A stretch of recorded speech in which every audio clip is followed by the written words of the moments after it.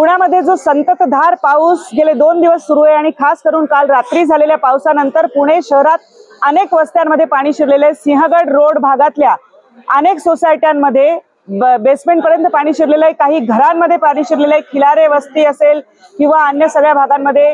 निंबज नगर या भागामध्ये आपण आता उभे आहोत आणि निंबज नगर मध्ये तुम्ही माझ्या मागे पाहू शकता की पुण्यामध्ये जी धरण साखळी आहे, खडकवासल्याची धरण साखळी, त्यामधून जेव्हा पाणी सोडलं जातं, खास करून 30,000 क्युसेक पेक्षा जास्त पाणी सोडलं जातं, तेव्हा मुठा नदीला जो पूर येतो त्यावेळी ह्या ज्या निंबजनगर भागातल्या सिंहगड रोड भागातल्या काही सोसायट्या आहेत तिथे पाणी शिरतं. या ठिकाणी 200 पेक्षा अधिक लोक अडकलेले आहेत. त्यांना काढण्याचं काम सुरू आहे.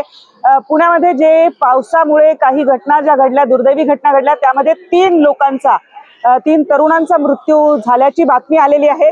आणि हा जो 3 तरुणांचा मृत्यू आहे तो झालेला जो आहे तो शॉक लागून झालेला आहे. एक गाडी ते चालवत होते, जी फूड गाडी आहे त्याला म्हणता येईल अशी, आणि त्या ठिकाणी ते आपला व्यवसाय बंद करून परतत असताना त्यांना विजेचा शॉक लागला आणि 3 जणांचा मृत्यू झालेला आहे.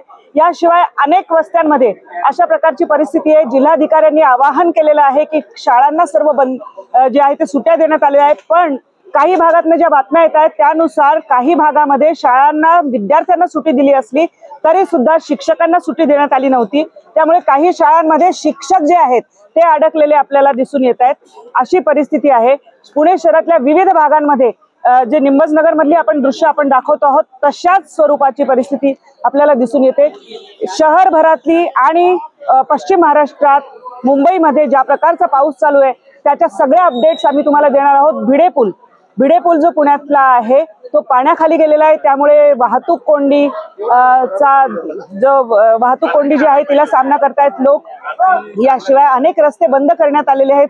खास करून सिंहगड रोड भाग किंवा वडगाव शहरी भाग, मावळातले काही भाग, या सगळीकडे प्रचंड पाऊस आहे आणि पाऊस अजूनही सुरू आहे. रेस्क्यू ऑपरेशन इथे केलं जाते, त्याला सुरुवात झालेली आहे आणि काही ठिकाणी बोटींनी लोकांना बाहेर काढण्याचं काम सुरू आहे.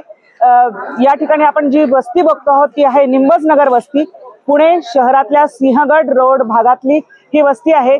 इथे जे लोक अडकलेले होते इथे सोसायट्यांमध्ये त्यांना काढण्यासाठीचे प्रयत्न सुरू आहेत.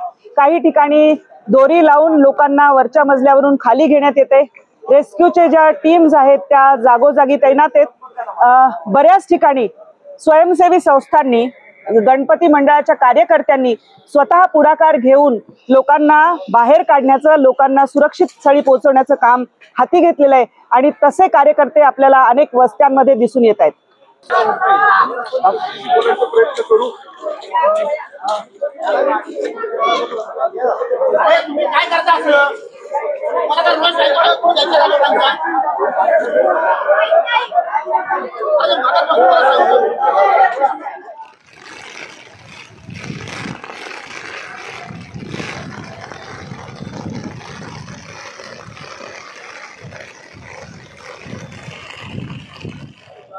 तर निंबजनगर भागातली आपण दाखवत होतो दृश्य. अनेक ठिकाणी झाडं कोसळलेली आहेत शहरामध्ये आणि त्या ठिकाणी गाड्यांवरती झाडं कोसळलेली आहेत. त्यामुळे गाड्या बाहेर जाणं शक्य नाहीये. अनेक ठिकाणी वस्त्यांमध्ये, सोसायट्यांमध्ये पार्किंगमध्ये असलेल्या गाड्या पाण्याखाली आहेत. ज्या 4 चाकी गाड्या आहेत त्यांनाही बाहेर काढणं शक्य नाहीये.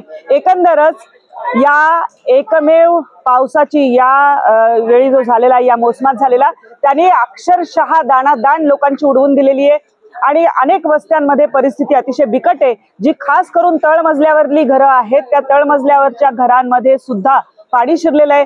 लोकांना या पूरस्थितीची पूर्वकल्पना नव्हती, परंतु रात्रीपासून म्हणजे मध्यरात्री काही सोसायट्यांमध्ये जर आपण बघितलं तर अशा प्रकारे लोक अडकलेले होते. त्यांच्या घरात पाणी शिरलेलं होतं आणि त्यांना सुरक्षित स्थळी हलवण्यासाठीचे प्रयत्न सुरू झाले. काही ठिकाणी स्वयंसेवी, जसं मी आता सांगितलं तसं स्वयंसेवी संस्थांचे कार्यकर्ते पुढे आले, गणपती मंडळांचे कार्यकर्ते पुढे आले आणि त्यांनी लोकांना वाचवण्याचा प्रयत्न केला, लोकांना सुरक्षित स्थळी पोहोचवण्याचा प्रयत्न केला. ज्या 3 जणांचा मृत्यू झालेला आहे ते लोक त्या ठिकाणी एक गाडी चालवत होते, ज्या गाडीमध्ये ते वडापाव वगैरे अशा गोष्टी विकत होते, परंतु ते आपला धंदा बंद करून परतत असताना विजेचा शॉक लागून 3 जणांचा दुर्दैवी मृत्यू झाल्याचं मी नुकतंच सांगितलंय. कॅमेरामन विनोद इंगोलेसह प्रतिभा चंद्रन, नवराष्ट्र, पुणे.